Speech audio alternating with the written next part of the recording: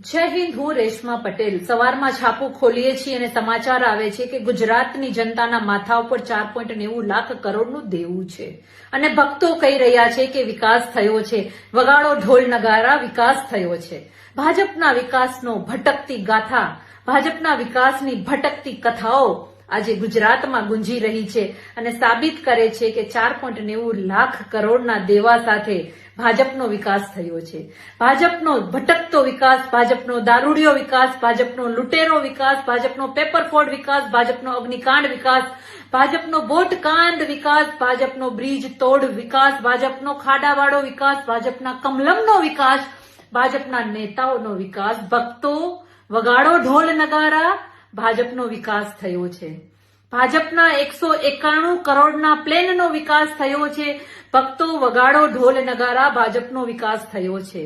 ગુજરાતની જનતાને મફતમાં જોતું નથી, મફતમાં લેવા ટેવાયેલી નથી સ્વાસ્થ્ય જોતું, નથી શિક્ષણ જોતું, નથી સુરક્ષા જોતી, માત્ર ભાજપને એનો વિકાસ જોઈએ છે.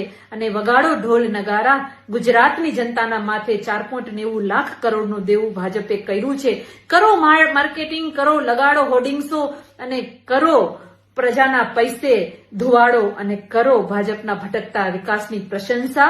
ભક્તો વગાડો ઢોલ નગારા, ભાજપનો વિકાસ થઈ